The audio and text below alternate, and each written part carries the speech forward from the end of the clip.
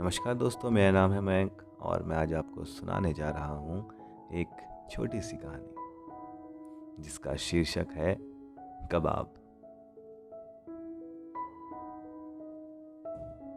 शाम के 6 बज चुके हैं। मैं अपने ऑफिस का शटर गिराकर बस घर को निकलने ही वाला हूँ। तभी जैसे ही मैंने शटर गिराया, सामने से बाइक पर गुजरते मेरे दोस्त महेश ने मुझे आवाज़ लगाई, मयंक कहाँ जा रहा है?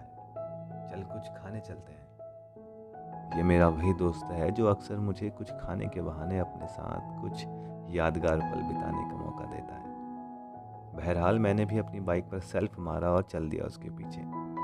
आगे चलकर वो एक दुकान पर रुका और बाइक साइड लगाकर काउंटर पर खाने का सामान ऑर्डर करने लगा। लेकिन मैं अपनी धुन पर चलता हुआ उस दुकान से कुछ और आगे चल दिया और फिर जब महेश मेरे नेटवर्क कवरेज से बाहर हो गया और मुझे दिखा नहीं, तब मैंने बाइक रोकी और उसे फ़ोन लगाया। उसने फ़ोन पिक किया और मुझे थोड़ा पीछे वापस आने को कहा और मैं बाइक घुमाकर पीछे गया और मुझे महेश की लोकेशन मिल गई। जब तक हमारे सीख कबाब तैयार हो रहे थे, तब तक महेश ने मुझे उसके जीवन में घटित घटनाओं के विषय में बातें बतानी शुरू कर दी और अपना अब तक का जो भी उसका किसी महिला मित्र यानी उसका किसी लड़की के साथ बिताया समय था, उसी विषय में मुझे अपनी आप बीती सुनाने लगा। और मैं भी उसकी बातों से शायद थोड़ा प्रभावित भी था, क्योंकि मैं उसकी बातों को काफ़ी गौर से सुन रहा था। बहरहाल हमारे सीख कबाब तैयार हो रहे थे। बावर्ची तंदूर की गर्मी में उसे कभी इस तरफ पलटता तो कभी उस तरफ। तभी महेश ने व्यंग्यात्मक पूर्ण लहजे से कहा, उस्ताद जी, आज ही लाओगे ना हमारे सीख कबाब या हम कल आएं? तभी उस्ताद ने बस एक मंद सी दिल को खुश कर देने वाली हंसी के साथ बोला, बस जनाब, हुआ ही समझो, अभी लो।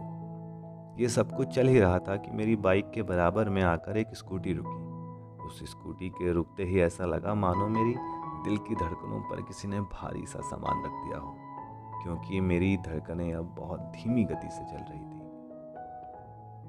उस स्कूटी से एक बेहद खूबसूरत, बला की सुंदरता लिए लड़की उतरी, जिसके चेहरे पर सुंदरता के नाम पर पोते जाने वाले किसी भी प्रकार का कोई मेकअप नहीं था और शायद उसे ज़रूरत भी नहीं थी। उसका चेहरा मास्क से ढका हुआ था, इसलिए सिर्फ उसकी आंखों को ही मैं देख पाया।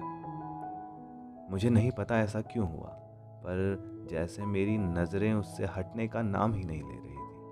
पर मैं फिर भी जबरन अपनी आंखों की गुस्ताखी को रोकने की कोशिश कर रहा था।